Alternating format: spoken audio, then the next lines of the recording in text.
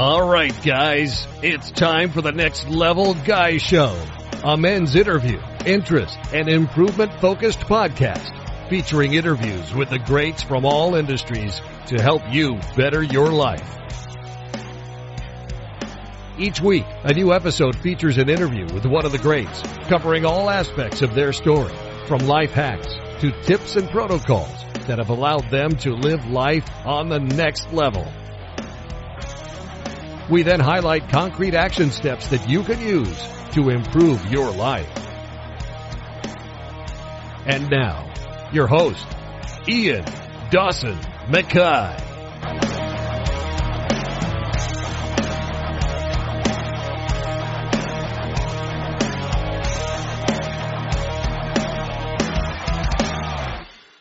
And today's guest is Dave Salmoni. We discuss animal education, conservation, and chat shows.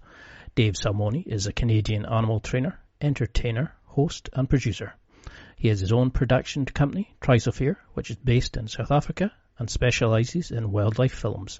Salmoni has hosted and produced several television documentaries, including Living with Tigers, Into the Lion's Den, and Sharks, Are They Hunting Us? All three documentaries aired on the Discovery Channel.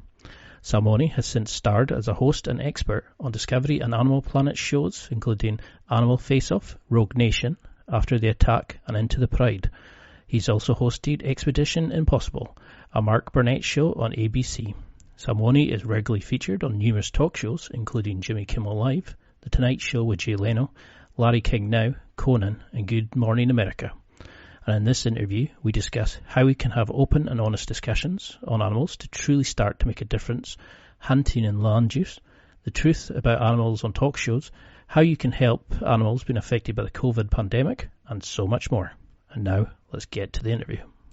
Thank you so much for coming on. You have no idea how much I've been looking forward to this. You're one of the first people I wanted to have on the show.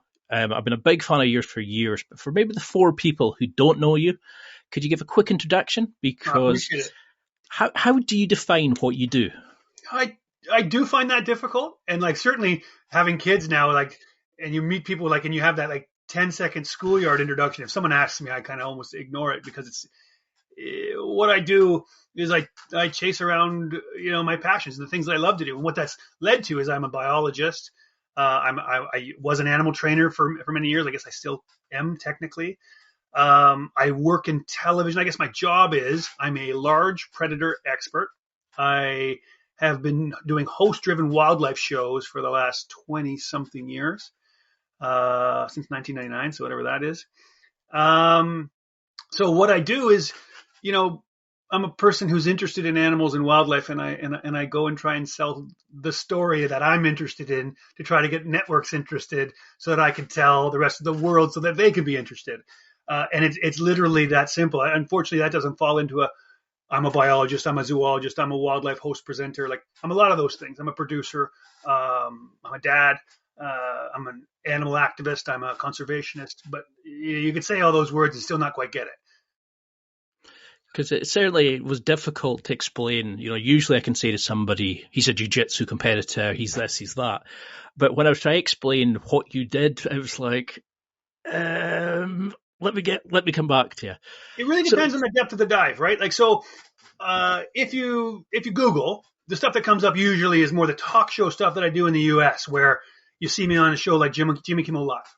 And so some people, if that's as deep as their dive goes, then I'm a guy who goes on TV with animals to try to convince people that animals are awesome and that conservation is important. You dive a little deeper, you're going to find, the Animal Planet stuff and the Discovery Channel stuff.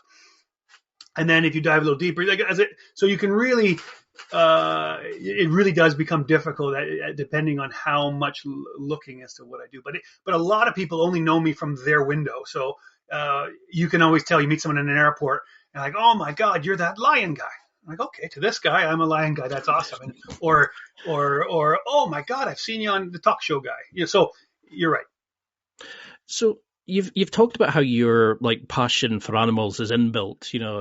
I think people who love animals are just born with it. Like I love all animals of all descriptions, but when I've worked in an area where we, you raise sheep, we see wild deer and stuff like that. But when you come from Canada and now working in the African bush, you're chasing lions and tigers, you're swimming with sharks, all these sorts of things. Could you give somebody a little introduction? Like how can you go from, it's not the usual career path is probably the best way of putting it. Could you give us sort of a little summary? Yeah, I'll give you the summary, but I won't suggest it is a how-to because it just happens. It unfolds in front of you rather than it being something that, oh, well, this is an easy career to have if you just do these things. I started, as you say, born with this love of animals. I always thought animals liked me, whether that was true or not. I always had that belief. Came to choosing what university degree I wanted to get, and animals was really the only thing I was interested in.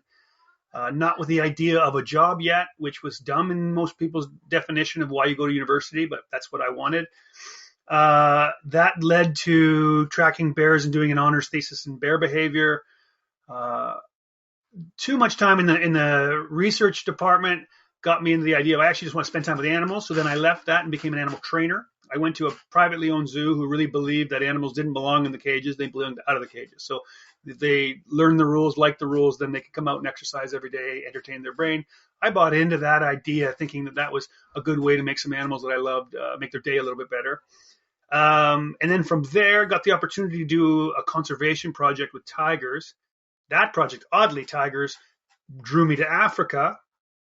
And then that was the project, the tiger project in Africa was the one that drew me into television.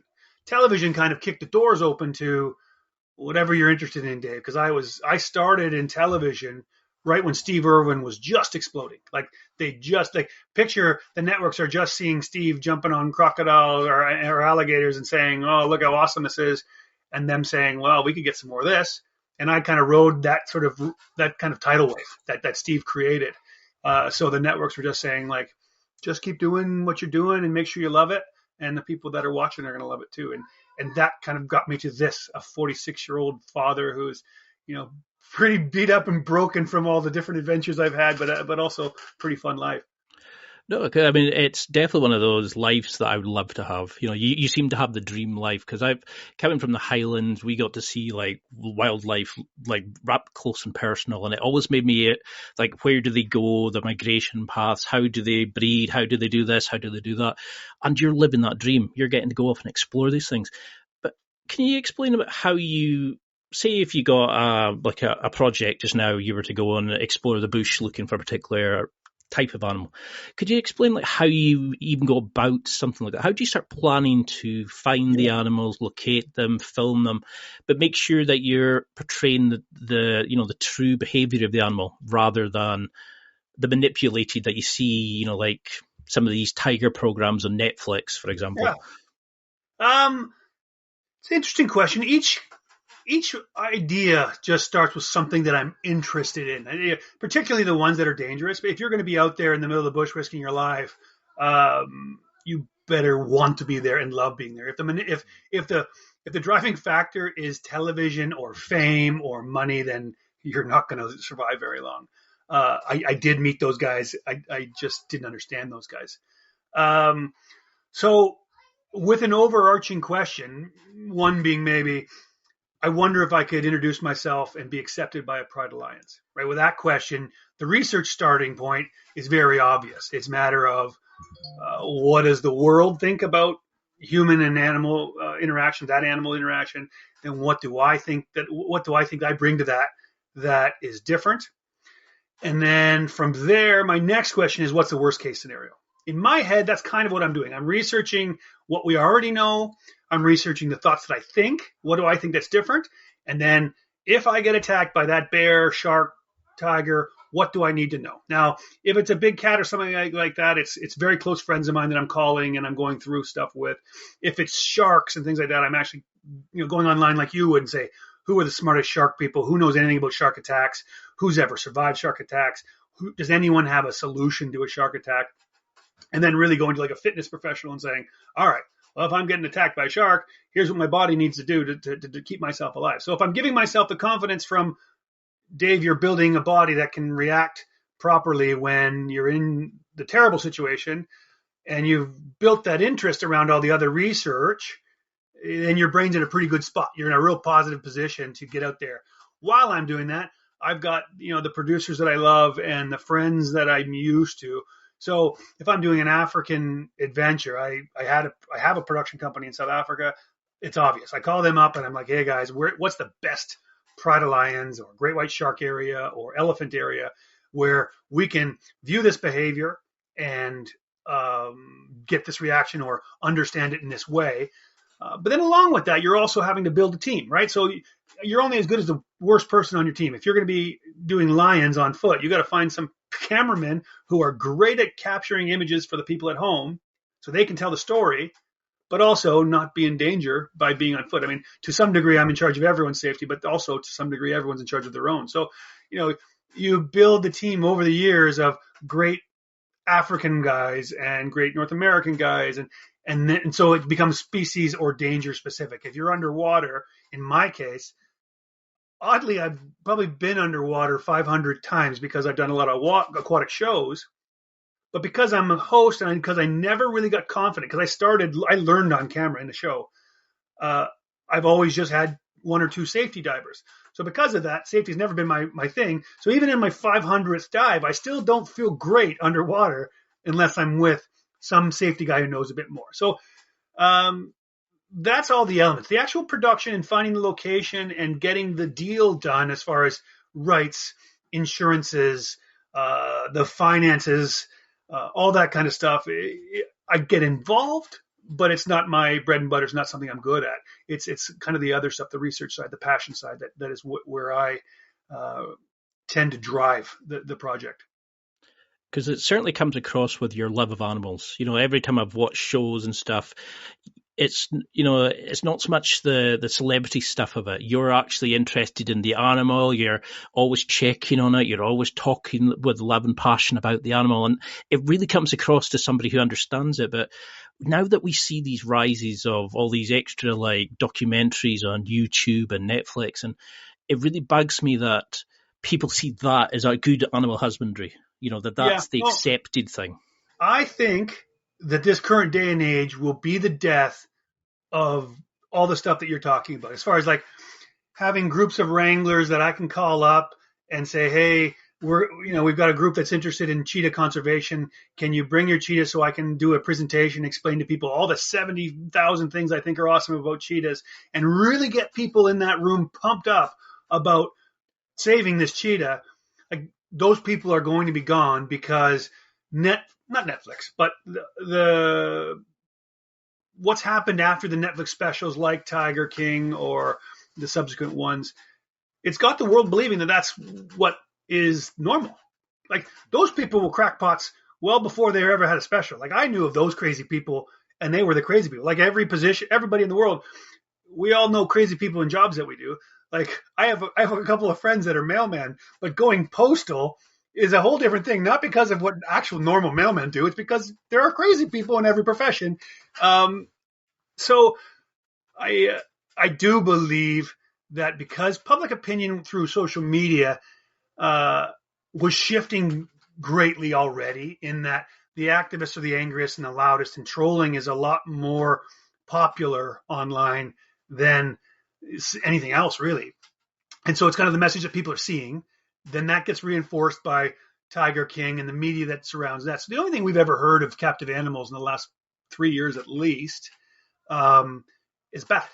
So someone like me absolutely is getting lumped into people like them. Whereas the truth of the matter is, way back, my very first on-camera experience where I was like the animal wrangler, the Jack Hanna, the guy that's holding the animal on a talk show, trying to get people convinced. I realized back then in 2003 that there wasn't a good enough standards and practices where there was a vetting system where the producers and I knew for sure that animal came from a good home and is going back to a good home. And yet then I spent the last, 18, 19 years developing those systems to the point where I don't think you could go anywhere in North America and get a captive animal on screen without going through an intense vetting system. That's designed by me and my teams, the lawyers and the animal husbandry people that I have been working with since 2003. Like, that's where that all comes from. And yet, all of a sudden now in 2021, I get lumped in with these people that are, acting a fool and breeding cats, for pictures and, selling them irrationally and all these other things. I think that it will change the landscape such that it will never recover. On top of which, COVID, because those little small places, those little rescues, those little sanctuaries, those little people with those big, big hearts for animals, they're always breadlined. If you ever see anybody over my shoulder collecting up one of those animals, you'll see love, but you won't see wealth. Like, those people aren't doing it because they're getting rich doing it. They're doing it because they really love it and they believe what I believe. Like, sometimes the amount of money that they probably barely get their gas money to be out there, but they believe, oh man, but if Dave gets my snake out there, maybe Dave can convince people that snakes aren't so scary. And they desperately want me. And when they're handing it to me, they're like, hey, make sure you tell people this interesting fact, because I think that will get them into thinking that this snake's not a scary snake, it's a good snake, and people will stop killing it. Like, that old process, all those wonderful people, they don't have people coming to their place and paying the $10 to see them do their little animal shows or, their conservation-based shows or their education shows. And I think that COVID will have hurt a lot of those people to the point where animals are going to suffer for it. There won't be. So if you get a Tiger King, there won't be as many happy homes anymore that you can say, okay, I'm going to take that tiger from that jerk and I'm going to give it to this happy little group over here that do take care of their animals. Those guys are gone. The good, happy guys are gone because they just ran out of money or they got attacked so much on social media that they couldn't survive. I mean, you do see that, don't you? It's like the Lion Whisperer, Dean Snyder, or these like people who spend amazing amounts of effort and love, and they have these like animal rescue places that they really look after the animals. But then you get these sort of arseholes who think, nope, that's it. My view is black and white. That's wrong, taking an animal on a talk show, for example, like we were discussing before we started. But if that's what we need to do, is to take them onto a chat show to educate somebody and explain to them the plight of the animals and how the conservation work's been happening. And I think that's the problem, is it creates such an emotion in people that, we were just black or white. It's I'm right or wrong. It's like, it doesn't matter what you think. That's my opinion and that's the truth. And that bugs me because I lived in an area where we see animals getting slaughtered, for food. We raise and sell lambs and stuff like that. People don't even know where their food comes from. Never mind where these live animals like that are known as the king of the jungle for a very good reason. How do you start educating people into this? How do you start trying to build up an education program so people can actually understand, A, how to interact with these animals, but B, how we can look after them, because we keep sort of encroaching into their habitats and we're building on land that they were roaming on. We're always going to bump into them. But people say, nope, trophy hunting's bad. Nope, we shouldn't be hunting. But, we don't have a replacement funding source for these places if we take away hunting, for example. And we don't have ways for them to make money elsewhere. So how do we start educating people on the plight of animals and helping in our conservation efforts? I know that's about 50 questions, but... Yeah. And there's lots to unpack there. And it kind of digs into the original thought that the biggest problem that animals have, in my opinion, is that those of us that have a voice cannot agree. Because you're right, it is very emotion-based and moral and ethical based. When most people protest each other, like if Kevin Richardson says, oh, I hate that Dave Salmoni guy for this reason. I saw him do this with a lion and I don't do that. I do this with my lions. There's lots of things for two animal people to disagree on, but eventually what has to happen in the very near future is all of the animal people who have a voice have to say, doesn't do it my way, but we have to have the same voice because we need the other people. There's no point in me selling another lion guy that lion conservation is important. He already knows. Whether he hates me or likes me, we all want to save lions. We just might not agree with each other. What the problem with the disagreeing and voicing of our disagreeing is that there's not a consistent voice coming out saying, hey guys, this is what lions need.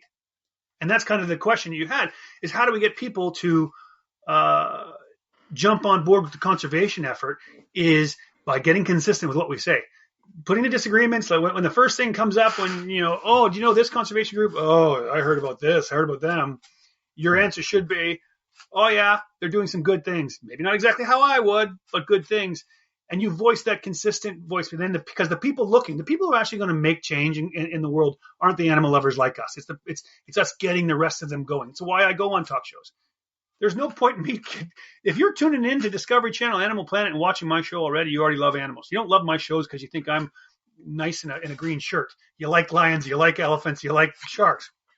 The talk show people, that's the other audience. That's the bigger audience. That's the group of people that are like, I think I like animals. Oh, watching that guy, now I know I like animals and I love that guy. And they need help. Well, what kind of help?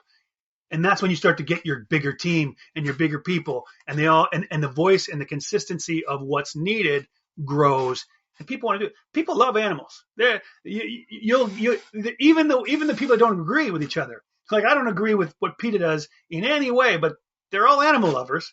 And at some way, we have to get out there and get the rest of the people going, okay, we all have to push in this direction because animals deserve their space, and hopefully in the wild. So that's the start. The start of getting the change is getting consistent with what we're telling the rest of the world, who just quickly Google, what can I do for elephants? There should be a list right here. This is what you can do. And then I think the rest of it is, as you say, as things get tricky, like land use, right?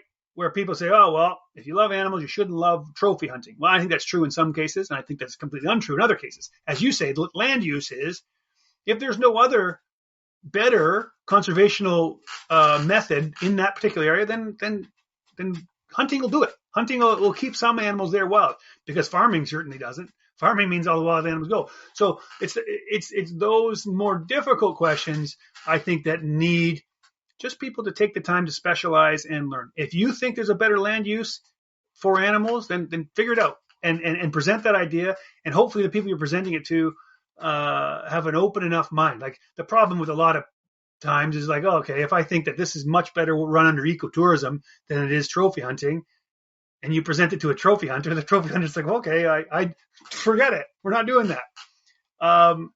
So I think the elements of all of it basically runs down to, how do we get the people that need support, the support they need? Because in the only places where animals are being conserved are when they're an asset, right? So if you go to Africa, outside the fences of the game reserves, the animals are devastated. Whereas if you go inside the game reserves, they're awesome. And every local that's in there, because they have jobs making food, taking tour guides, fixing buildings, whatever it is that their job is, they love their job. And so they love the animals because the animals pay for the job.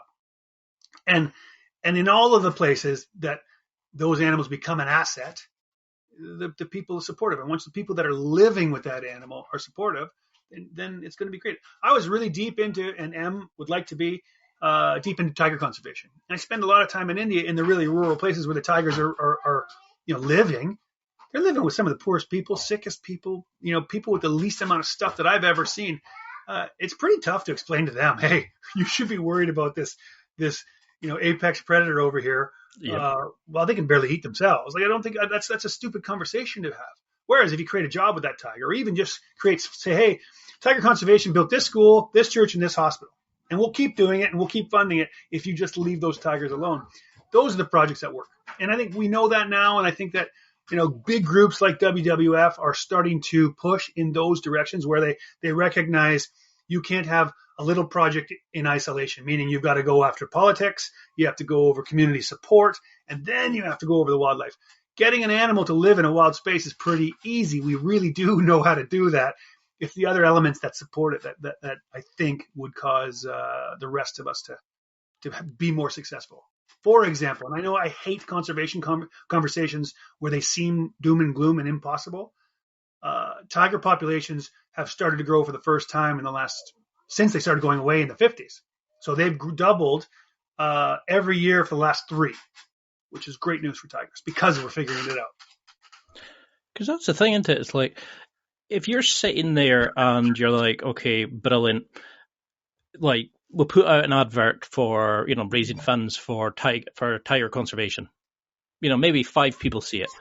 But you go onto a popular talk show, you might educate somebody, inspire somebody who actually has never known about it and sees it and goes, 100%.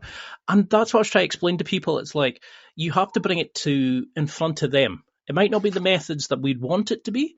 And you talked in another interview that I was listening to where you said we need to stop thinking about how we want it to be and think about instead how it is. Yeah, and that's it's what like you're saying. And not to cut you off, but you also got to think of the negative. I know when you're talking that specific instance, the negative is, you're exploiting the animal. Well, let's think about what that word means, right? Like, or even if you're stressing that animal out, let's think about what those means are. We can manage for stress. All of us, there's probably groups of people. Every animal usually comes with 2 or 3 wranglers. They're all watching. If they see stress in their animal, they've raised that animal. They know stress. They're all given permission. Take it away, put it in its home the minute it feels stressed. So that's not really an issue. And exploitation kind of suggests that we're getting something and not giving something. Well, not exactly true either, because the animals are loving the time out. The animals love all the extra treats. You've seen me by the thousands of every show. If you've ever seen anything I've ever done, I love giving animals treats because you're like Uncle Dave. So the negatives aren't really there. The possibility for a negative, absolutely. So like if I bring a full-grown bear, the possible negative is someone's going to get bit. So that then I see an argument. But I do not see an argument when you see an animal perfectly happy to be there. In fact, enjoying the time away from its captive life. That's kind of a little bit boring for its brain. They're getting all kinds of treats. We got people monitoring for stress. There is no negative. But the upswing, as you mentioned so well, is millions of people are watching. This is your moment. You have 2 minutes to express to the world how awesome a lemur is. And I think I got him in 30 seconds. So the upside is far, far better than whatever negative you can kind of come up. I'm sorry. I know I interrupted you there. No. An interesting point that I wanted to make, because the negatives aren't what people saying they are. Well, for example, just now I'm in the Highlands. So I'm up helping my parents during the COVID situation, which explains my disturbing background. And I'm staying up with them. And just now we've got the deer stalking season going on. So we've got the gillies, and we've got everybody going out and shooting. And then you start having the conversation of we've got a team that are going out just now who are really skilled, and they will not just shoot any animal they see. They will pick particularly older animals, sicker animals. But then you have the thing of, well, do we take the animals that are stronger if we're selling them for food? Do we kill off the younger ones? Do you kill off the sicker ones? How do you control the population? And that's just the deer. But if you don't control them in a certain way, because some people say ban all shooting animals, but then you have an explosion of a population. Yep. The prey, predator, yep. Balance goes out, the ecosystem goes crazy, etc., etc. That's just deer, for example. I mean, and they're everywhere here. They're a nuisance on the road, etc. Well, what's interesting is, at least in Canada, I think that one of the highest taxpayers, income taxpayers, is the deer hunting community. And on top of which, as you say, the government uses them as their population management tool. So you're getting free labor because they're going out and managing your population for you. And they're paying taxes on the beer and the gas and the travel and the accommodation. And anyways, to your point, I personally don't want to hunt. I can understand why some people get upset when people enjoy killing something. That's just because I didn't grow up in the culture. So that's, but you have to understand that animals are, once again, I go back to ethics and morals are your own. You can't expect even your closest friend to have your ethics and your morals. You have to accept, whether you like it or you don't, that deer population needs those hunters. And if they're not there, they're gone. So I totally agree with you. You don't have to appease the person. The person can say, I still think you're a jerk for shooting that deer. Okay, well, you think I'm a jerk? Fine. But it still needs me. And I'm doing more for conservation of that deer than you are yelling and screaming about me being here. Because it's something I've noticed. I worked in a hatchery salmon smolt site, and we were growing them from the eggs through to this, and the amount of people who'd say to me, "Oh, salmon raised factory salmon, it's disgusting. It should be destroyed. It's a horrible industry." But you looked at in the Highlands, how many jobs it was sustaining, how many people were able to live here because of that? How much of an industry, all the side project companies that we're working with us, that we were funding, especially in COVID time. And I think that's just fish, that's just deer. Look at them at like places in Africa where, local tribes who have only got, like you're saying, they're interacting with lions on a daily basis. They're interacting, with these amazing animals. And yes, they're beautiful and no one wants to see them getting killed and stuff. But I think we have to have that discussion is, where do we draw that line between good animal husbandry, good control, and love of animals? You can love animals, but still manipulate and control the stocks. And especially as we're continuously taking over the planet, How have you noticed animal behavior changing over the sort of like the 10 to 20 years that you've been working? Have you noticed a change in their behaviors and in the kind of maybe how people are accepting it, or how animals are behaving now as we move into these kind of areas? Yeah, I think that there are, because they have been around, there are instances like a coyote. I would say 20 years ago when a coyote wasn't considered a domesticated animal in any way, whereas now you see a coyote. Like when I grew up, it was a raccoon. So in North America, if you don't take care of your garbage in the city, then a raccoon's going to get into it. And now that's also true with coyotes. Like, even people in the middle of downtown Toronto are saying, "Oh, we better keep our dogs away from this coyote area." So encroachment in that way exists, and behavioral changes on both sides, meaning the animals are getting used to and understanding when they should be moving, when they should be hiding, where they should be eating, where they shouldn't be. So behavioral changes happen quickly. And then the human idea of what they are. So a coyote was a beautiful animal probably 15 years ago in where I am. And now a lot of people think of them as these, enraged dog killers. Whereas, I don't even know if there's even been one case, but I'm sure there's been one or two around here. But that's what they'll all tell you. Oh, coyote, you saw a coyote. Oh, but be careful, your dog. My dog's 120 pounds. I think I'm okay. But outside of that, in the bigger picture, I spent a lot of my life in rural areas, and elephants are one that comes to mind because it's the one that's probably the most devastating.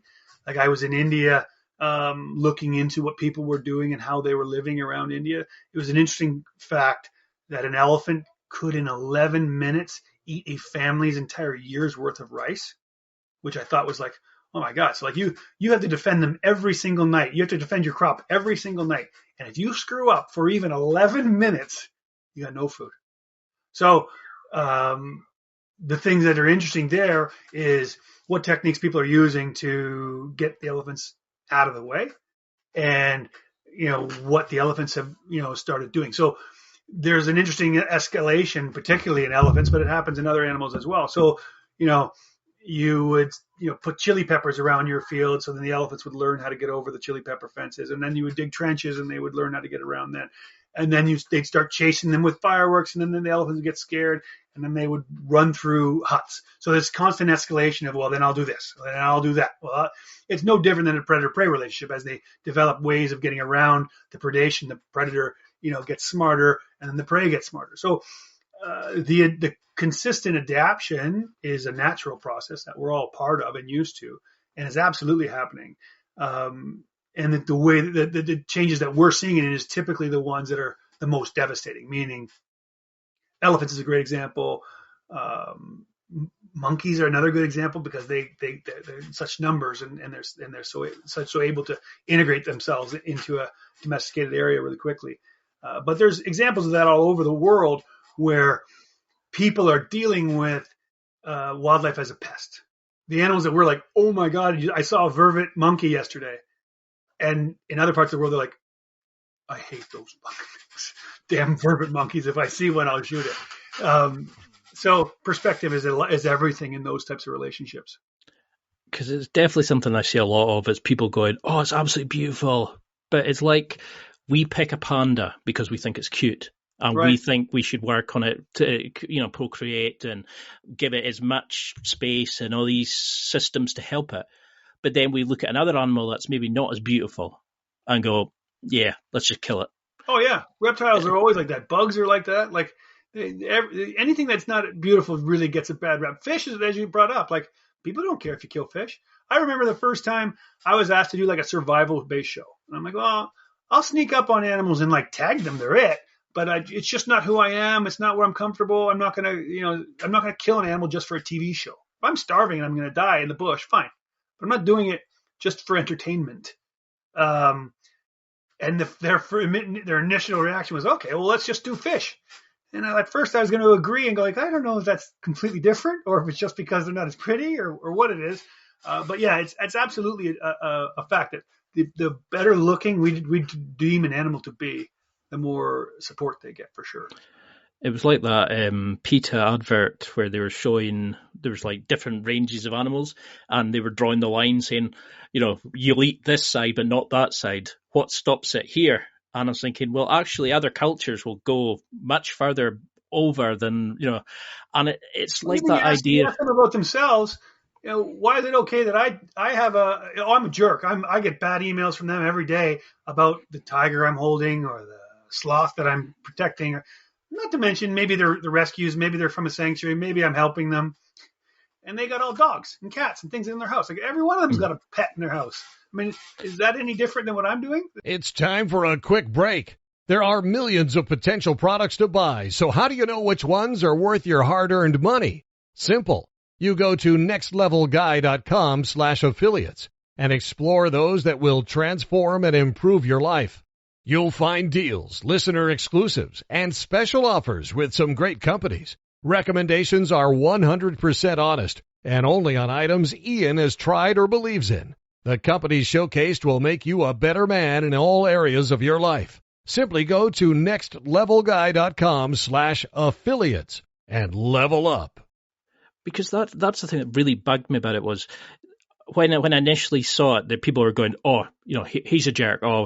He's abusing these animals, taking them on a talk show. And you're thinking, well, we need to get these, you need the education. You need to display these to people. And if it means going on to a talk show, then fine. That's a way we do it. And we've got these great documentaries. But the other thing is, it's like, you're not taking an animal just on, pulling it out of out somewhere wild and just immediately throwing it onto the thing. There's all these health and safety rules. There's training that you've got to put into it, and you're explaining, you're working with that animal to give it enrichment. People are more telling. As you say, people would much rather say, oh, this is what he's doing. None of them have been there. They probably don't know that every time I go, I have to bring someone from a humane society to be there watching, right? So for anything like that, they probably don't know that the production side, they have to have their team of lawyers look into all of the wranglers and all the people that are going to be anywhere near the animals and all the safety regulations. And then I have to, on my side, same thing, legally check in, make sure everybody's okay. And then I send an actual husbandry person to their house, talk to their vet, talk to their staff, make sure that they're being taken care of, et cetera, et cetera. No one's ever asked any of those types of questions. They're just more likely to say, well, he gets them and then he gets sold off into backyard this. I'm like, well, that's never happened. But okay, tell people that that's true. Or abuse. I just say, and if you ever rewatched, I would not say that never has an animal been nervous on set. But back and rewatch, you'll see what I do. I say, I think this guy wants to go home. And I give it to its mom, and it goes into his face. Every single animal's got their own green room. That's a little quiet space with their special treats and their whatever a lot of times we'll travel them with their friends, and they go back with their pals, and that's it. So I would love to have those conversations, but it's not a conversation, right? It's an attack. I guess I'm not gonna give somebody 10 minutes when they're already, fuck you, you abuse all these animals. But if it came at me and you were saying, hey, like, how do you make sure that you're doing the right thing? How do you make sure the animals aren't stressed out? How do you make sure that this is a good experience for the animals? I can say, whoa, shit. So glad you asked that, because of course it interests me. That's what I do for a living. I could talk for hours, the number of things that I do to make sure the animals are comfortable, make sure they have fun. I could tell you, every single show I ever go on, they always say, man, these animals, they get treated better than the celebrities. Well, it's true, but because the celebrities have a voice and these animals don't. I'm the only one.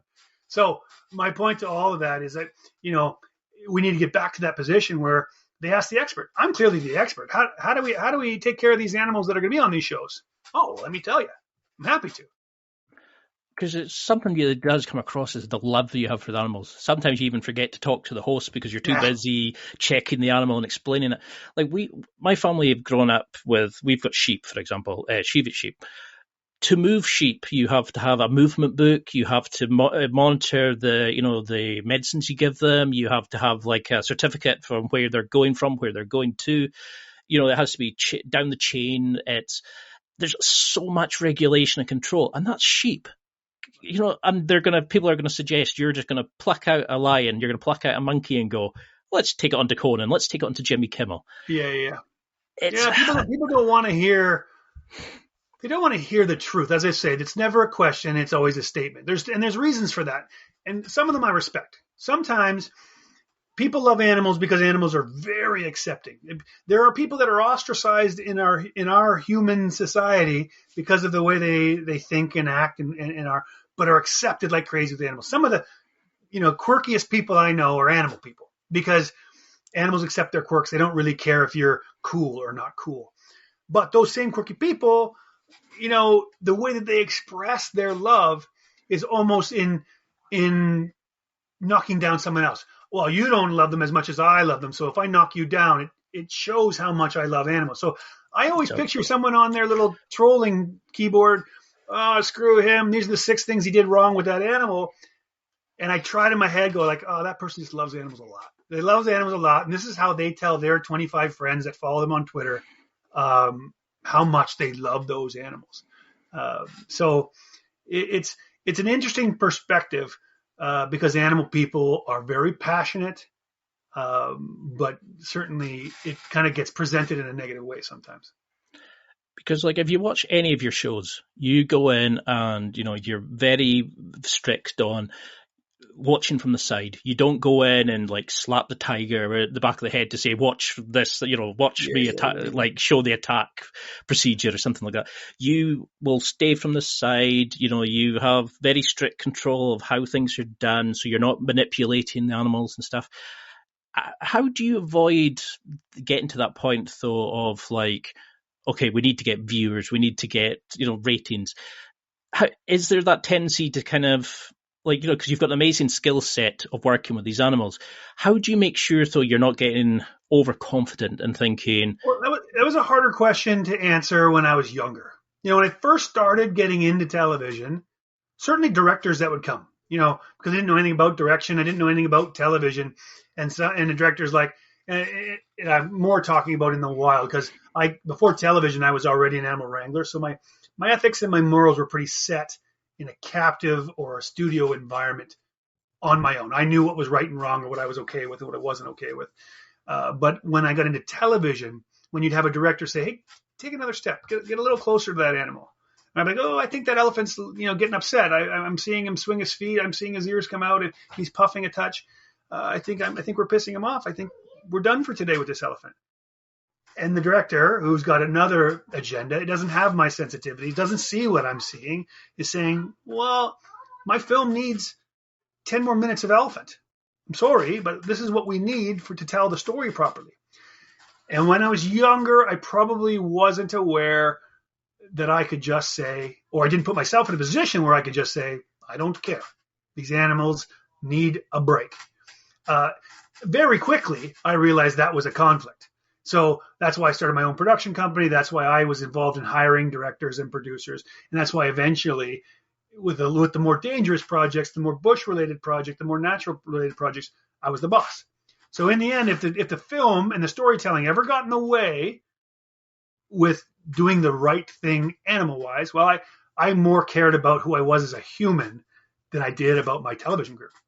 And I was lucky in that way because I didn't go into this wanting a television career. I stayed with it because they were paying for me to do some of the most incredible things on the planet. But TV wasn't my intention. TV was like this, okay, if you guys are going to keep paying me to swim with sharks, play with elephants, and hang with lions, I'm going to do it. I think it would be very hard. Yeah, I think it would be very hard if your dream in life was to be on TV. Like the people that call me up and say, oh, Dave, I want to be a television presenter with animals. That person would have a lot more trouble because they're living their dream and they would hate to upset the apple cart. And if my show is going to get more ratings, if I just take that one more step closer to that lion, well, that's a good way to get killed. But it's also a good way to piss off an animal and then him not come back tomorrow, or just start to get the reputation of being a jerk, and then the cameraman won't work with you anymore because you piss off animals, and the people who are letting you on their property to film their animals are going to say, oh, all you do is scare my animals. Like, there's a lot of repercussions for being a jerk, but absolutely the entertainment side wants to push. So you need to put yourself in a position where the animal expert, where me, for this example, is the top of the chain, where he says, this is what we're going to do and not do, so that the director can push. Dave, take another step. And I look at the situation, and I look at the animal. He's calm, and he's eating, and that rhino looks really happy, and I can see they just want me to get in that light over there, and I can go, yep, I can do that and not piss this animal off. Let's do it. Give me 30 seconds, and I'm going to get into that position for you. So it's constantly letting the director push for the entertainment, try to tell the story the way he wants, and sometimes it puts himself in a situation where I have to say, oh, no, that's not good for the animals. Let's stop. Or I can say, oh, I can do that, but here's the way we're going to do it. So in the end, it's just a part of production. If you're going to be good at this job, and if you're going to do it consistently, and you're going to have the best team, I'm not the only animal lover on my team, right? Like, you're not going to be a cameraman walking behind me as a lion charges you. If you don't love lions in the bush, that first lion charge, you're out of there. You're gone. I'll tell you a funny story as I jump from point to point. But my point is, we're all animal lovers, and if someone starts pissing off animals, you're not going to work with anybody. But to highlight that point, when I was doing a tiger project, very young in my television career, we'd hired a new guy, and it was a 5-year project. So cameramen were coming and going because they had to go home to their families. This young guy out of film school was filming, and these 2 tigers were captive bred, and I was teaching them how to go wild. I was teaching them how to hunt and want them to go wild. My male tiger had caught something, but he was around 4 years old, so he was starting to fight me for his kills. But there was lots of areas where they would kill things that didn't have full fencing, so I'd have to take it from him and bring it back to where there was fencing so he could eat his kill. Because you can't have him overnight in an unfenced area, obviously. Anyway, I go to take this carcass from this tiger. Tiger is charging me, roaring at me, dragging me, coming at me. And like a tiger mad is like, there's nothing with a worse temper than a tiger. The tiger's temper is the worst. And I'm in this argument with this tiger, and I look over to my shoulder, and this cameraman has got the camera pointed at his shoes and his mouth open like this. And of course, I'm in a bad mood because I'm getting attacked by a tiger. And I'm like, you're not going to film? Get the fuck out of here. And of course, I get the tiger back into happy mode. I get the carcass back into a safe area. He gets eating it, and I walk out. And the guy on the ride back to our camp is like, I'm going home.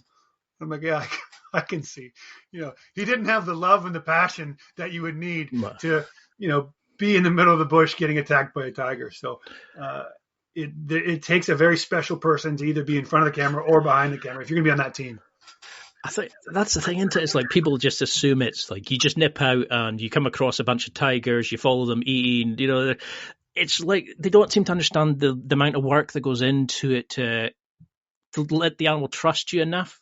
Like, I mean, these are a lot of wild animals. These are kind of potentially putting yourself into that dangerous situation. Yeah. How have you managed that transition then? Because you used to work solely with the animals, and then you were going and doing actual presentations. Then you were actually doing the TV star side of it. But you still have to run the project. You still have to make sure that the cameramen are safe, do a risk assessment with the animals. There'll be a lot of like following tracks and checking making sure the animal's ready and it's safe to film, etc. How do you juggle that kind of responsibility? How have you found that transition from animal lover and carer to TV star, if you want to call it?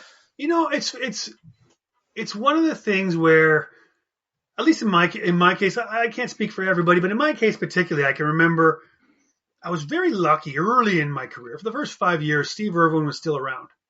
And so no matter how big my star shone, I was many tiers below the top guy up there. The guy, no one would be comparing what I was doing to what Steve Irwin was doing, ratings-wise, TV-wise, fame-wise.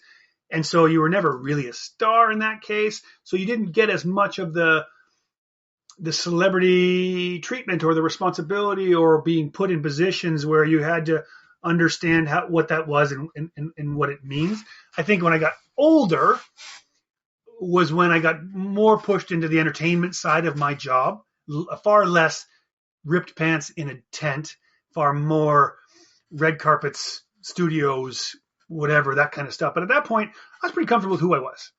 At that point, I already realized that the entertainment side of it was what was paying the bills for me to go out and do what I loved. There was never a time that I can remember that some celebrity moment made me go, ooh, this is what I like and this is what I want more of. There was never enough money in it for me that I was like, oh shit, if I just do this entertainment gig for a couple more years, I'm going to be this real uber wealthy guy. So there wasn't enough wealth to change my personality. There wasn't, being the animal guy, there's never enough celebrity to really change your personality. So at a certain point when there were moments where I was like, I was being the TV guy and not the animal guy, you always knew what your intention was. In my case, I was an animal guy that was happy to smile here, take his picture and say the right thing, because eventually I got to do what I love to do. And in that case, it was going out and doing another animal adventure. And then long term, when I got older, the idea that I could make an impact in conservation through TV was a driving force there. So you kind of dress a certain way and you say a certain thing and you let people kind of manipulate you in an entertainment fashion. Oh, Dave, your hair doesn't look very good. Let me get someone to fix your hair up. Like in my normal life, someone can't walk up to me and say, oh, your hair looks like shit, Dave. But in TV, you accept it because it allows you that opportunity to go out and say, hey guys, tigers are awesome. And here's why. So I think it's just a matter of keeping yourself grounded in a way that you know what you want out of it. What I wanted was more animal adventures, and I was happy to wear a suit if I was going to walk a red carpet. If that then got me to a nice whale adventure somewhere. Because you don't seem to have changed from like the original shows I used to watch to you going on to talk shows and stuff like that. But something I did notice was a lot of people, like especially like the Conan, the Jimmy Kimmel, YouTube, for example, people are like, oh, I didn't know about that, and I'm really interested in that now. There seem to be thousands more interested in animals because of what you're doing. But of course, there were the people who were sitting saying, oh, he's hot. Oh, I would need to his workout. I wonder what, there was that kind of how did you deal with that side of fame? Did you struggle with that initially? That people were more interested in your love life more than the tiger that you brought on to a show? I think with it flattery is initially. Luckily, it's flattery, and it never comes in a tidal wave where like it doesn't come enough that you're constantly faced with. You're not Justin Bieber. You once in a while get complimented on your looks or your fitness, which I care about because I do work out and and those types of things. So I guess the first way you deal with it is it doesn't have to happen as much as you'd think. But I think a lot of that stuff is just learning how to speak on the subject without seeming conceited, without seeming. I just think there's an etiquette to dealing with things you were never taught to deal with in a fame ways. Meaning, oddly, when you start taking interviews, people can ask you about your love life. Or like, hey, wait a minute, I met you 5 minutes ago, and you're asking me about dating this person, or or make those comments, as you say, to your face. Whereas like people don't say that to you in your real life. So dealing with that just comes with acquiring a vocabulary that you can kind of laugh and smile and say thank you in a non-awkward way. And in a way that, I just think it's a weird thing to do. It's an awkward position to put someone in. And just because their career has put them in front of a camera, they have to learn how to deal with this weird social thing where people might be talking about your looks or talking about your dating life.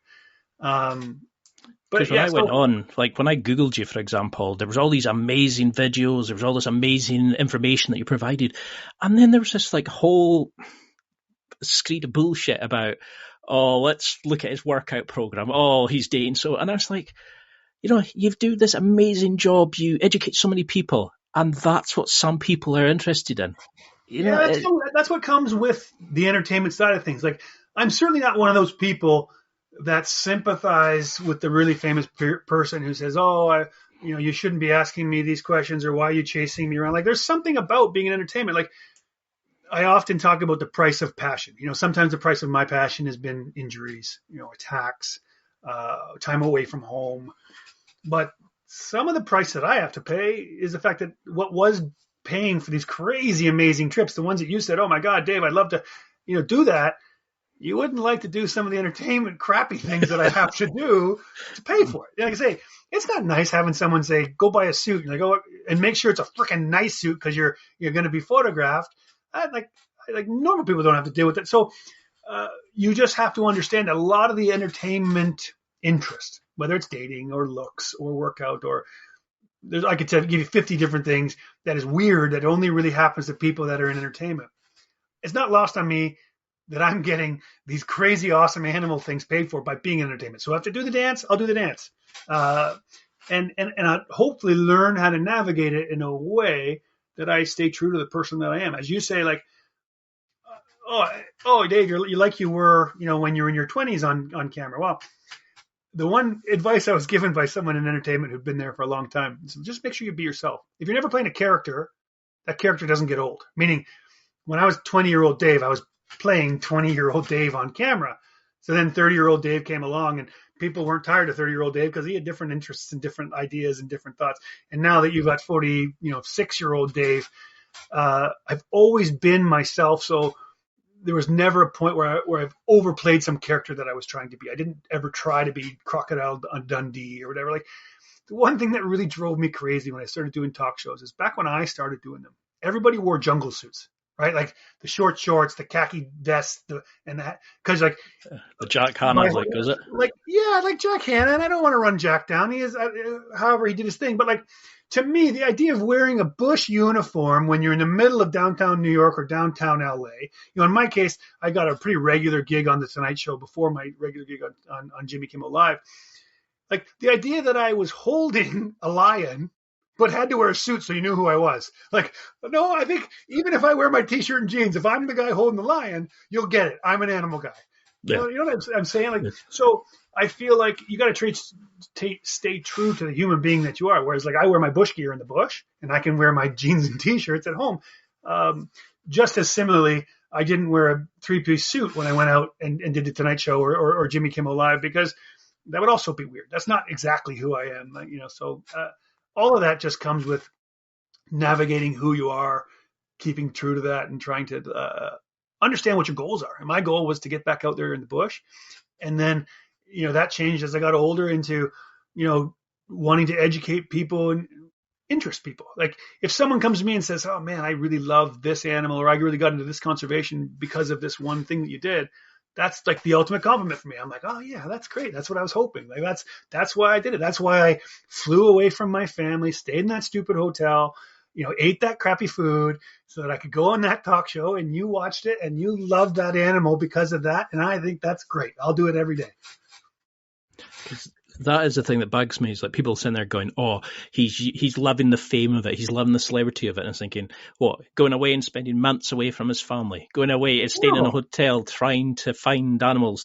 There's plenty of other ways you could become famous. Look at the Kardashians. Yeah, exactly right.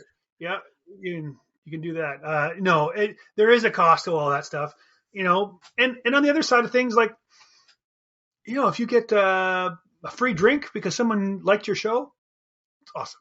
If someone comes over, the biggest compliment usually it's something that most like you wouldn't typically get without fame. It'd be like with someone coming up and saying, "Hey, you know what you do? I love it. I think that's awesome." Because you can't do what I do without being passionate. So if someone else comes up and says, "Hey, I'm also passionate about what you do. I also love lions, and I love that one lion thing that you did," that's of anything that fame brings me, those moments are the ones that I'm like, wow, man, that's awesome. Because you've kind of met this kindred spirit in a restaurant or at a airport somewhere, and you get complimented for something that you really, really care about, which I like. So what advice would you give to somebody who's wanting to go into like conservation or working with animals? And has your sort of outlook on it changed now that since you become a father, or does it make you want more inspired to show the next generation and give them the love of animals that you have? I think it changes as time changes. I think conservation, if you're aware of the world, I think conservation changes. My biggest concern for conservation is the fact that a lot of the conservationists are academics, and that world changes too slowly, in my opinion, and they're less functional, meaning when you're in academia, you don't have a boss over your head saying either you get to here by, in the next 6 months or you're fired. So it's not a results driven business. It's more like get your grant, study your thing, answer your question and carry on, keep doing that. So living out in the world of being functional and needing to get results, that's where conservation needs. And the needle's always changing because, for example, the world is now re-questioning whether climate change is real. Like, no conservationist 5 years ago would have thought that would be a reasonable question to ask. So you have to pivot. You're like, oh my God, there's this humongous group of people that think that I've got to go back to the 90s and explain what climate change is to people so that we can get them invested in this and in that. So my point to all that is that you're always having to assess and what conservation needs and to be good at conservation. And in my case, particularly, because I feel like my skills really are in the kind of a spokesperson, information, encouragement. I'm like the recruitment office for wildlife conservation. That has to change. And so becoming a parent didn't change that, because even before I was a parent, I had switched into that headspace of like, really my goals for the next 10 years is going to be motivating people to love animals the way I do. I love wildlife conservation, and I think that it's become a passion even more when I can get people and feel like I've made an impact in some way. So my ideas of conservation changes with the needs that I see, but the fatherhood really wasn't a big impact for it. Except for the change in that, like, oh well, I want to be put in a position that'd be nice that my kid one day, like, oh yeah, my dad did that. Would it in some conservation sense. And how do you think things are going to change now going forward with like the COVID situation? How can people help these animals in these situations? Is there something like, is there a way that you would recommend people listening who are interested in the monkeys and the lions and the tigers who follow you that could actually say, okay, this is a great way to help them. This is how we can help in this situation? Well, one of the biggest things, in my opinion, it goes back to what we talked about in the land use situation. One of the biggest land use that's working for animals right now is ecotourism, right? So COVID smashed ecotourism, and people don't know if it's coming back. So it's the low hanging fruit. It's the easiest thing. Like, you want to go see, if you love lions, go see them. Go pay your fare to that country that has them, to that lodge that shows, and try to keep that ecotourism model going, because they're suffering and they need help. So that's a start, because those models are the only models right now, not just ecotourism, but the models where you're partnering with the locals. Those models are the only ones that are working for conservation right now, and they're starting to suffer. We need to help them.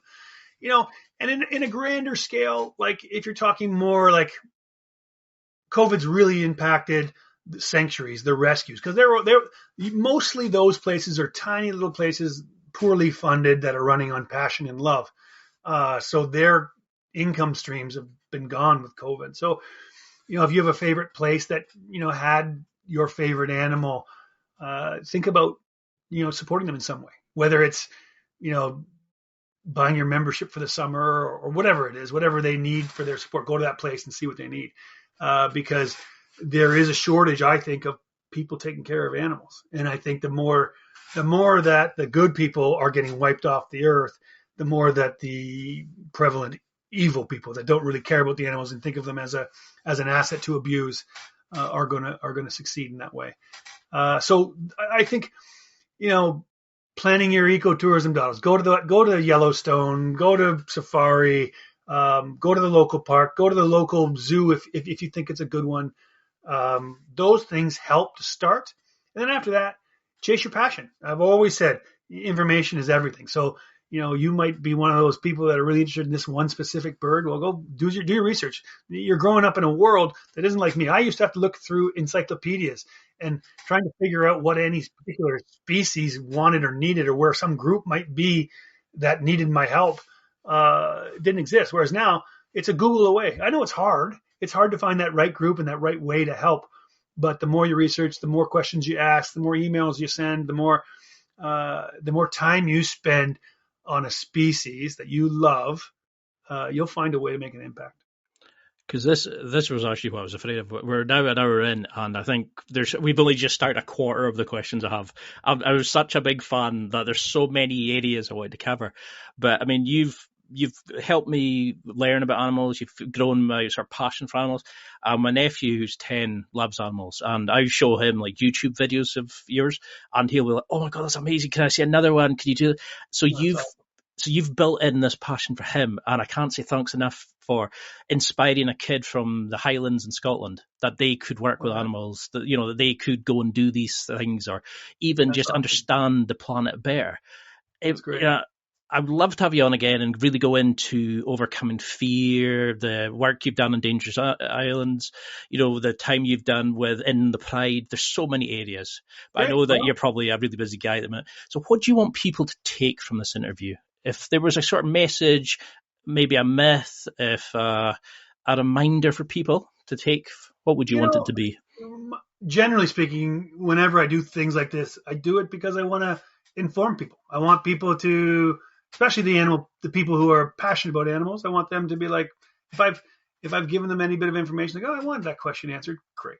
If people get a little more excited, maybe someone who's listened to this does a YouTube search and sees some of those videos you talked about with your nephew, and they get a little bit more passionate about some species, great. My goal in life is just to impress upon people how animals are awesome, and then also that sharing of information is going to help. So if any of the information people got from this stuff and they felt like they're a little step closer to loving animals a little bit more, or getting other people involved, let it spread like wildfire. Well, I still have pages of questions, so we could go for hours more. Yeah, we'll get to them. We'll get to them on volume 2. Because that's what I love about this. It's like when you actually find somebody who genuinely cares, you just sit there and go, "I could speak to him all day." And I think that's definitely the thing. You're not a celebrity chasing, fame hungry guy. You're an animal lover who's doing amazing work, helping people, educating them, and showcasing these beautiful animals. And you're inspiring people to help animals and give them the support, help. You're doing amazing work. And there's just this small trolls who are just never going to change. It's a part of success. You take it as a compliment. You're always going to have people who are going to moan about the fact that you're on and say, "Oh, he does this," and I think, "Have you listened to the interview?" No. Well, then you can't say anything until you've listened to it. Yeah. It's like the misinformation with the COVID situation. Until people will actually sit and listen rather than follow social media or what their parents say. Yeah. How can people follow you? How can we keep in touch, see what you're doing? A great question. I haven't been doing my social media very much. I'm going to get back on it this year. So I'd say the one that I'm most active with, or would be most active with, is Instagram. So my Instagram is Real Dave Salmoni, which is stupid because why would someone else be Dave Salmoni? But there is somebody that's taken my name and pretends to be me. Real Dave Salmoni is me. And I'll make the promise that I'll get back on it in the next couple of weeks.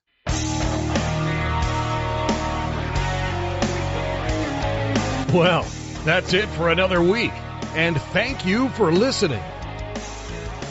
It's now time to take what you've learned and use it to develop and enhance your life with the key points mentioned. Listen, try it, embrace it, use it, and crush it. Now's your time to hit that next level in your life. If you liked this episode, then please leave a comment on the show notes or a review of the show on your podcast platform. Everything helps evolve the show. Until next week, keep seeking the next level in your life.